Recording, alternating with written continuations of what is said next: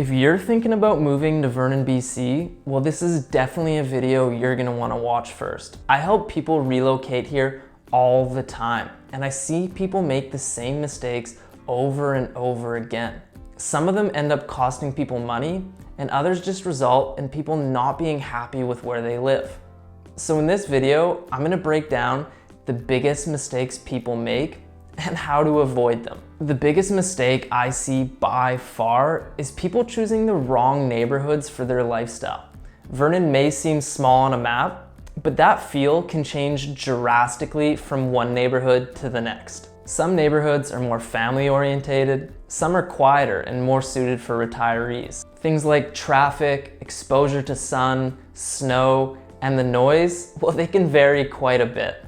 An example of that would be someone choosing a place just based on the view, without taking into consideration how steep that driveway is and the challenges that's gonna pose for the winter. Before you commit to a neighborhood, you really wanna understand how it lives day to day, not just how it looks on a sunny afternoon. Another mistake people make is underestimating the winters here.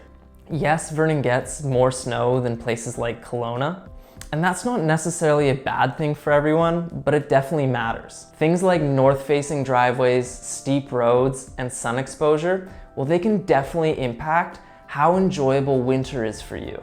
And although it doesn't get as cold in Vernon as it does in other places around Canada, well, we also don't see the sun as much, so winters, they can definitely be a bit gray. This doesn't mean you should avoid Vernon, it just means you should plan realistically. Good winter tires, understanding plowing schedules, and a good location, they're gonna go a long way. A mistake I hear all the time is people thinking that Vernon's just a cheaper version of Kelowna. Yes, the homes here are definitely more affordable, but it's a completely different lifestyle. Vernon is quieter, slower paced, and more community oriented. And although this is a big positive for a lot of people, it's not for everyone. So if you're expecting the same sort of nightlife, restaurant scene, shopping, or the same energy as Kelowna, you might be a bit disappointed. But the nice thing is, it's still only a short 45 to 55 minute drive away from Kelowna, so you still have access to all of that. But if you're looking for more space, outdoor access, and a calmer lifestyle while still getting more bang for your buck, well, Vernon could be a great fit for you. This is a big one, especially for people who are moving from out of town. There's definitely quite a few properties around Vernon that are either rural or a part of the agricultural land reserve, and that means this comes with extra consideration. Things like water sources, septic systems, zoning, and financing can all be very different than your typical city home.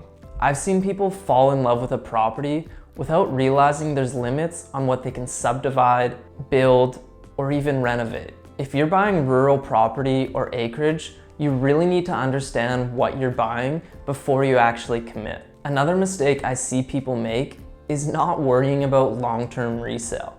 Even if you're thinking of buying and staying long-term, life can always change at a blink of an eye, so long-term resale always matters. Over-customizing, building something too unique, or buying in a location that can be hard to sell, well, that's definitely gonna limit your options later down the road.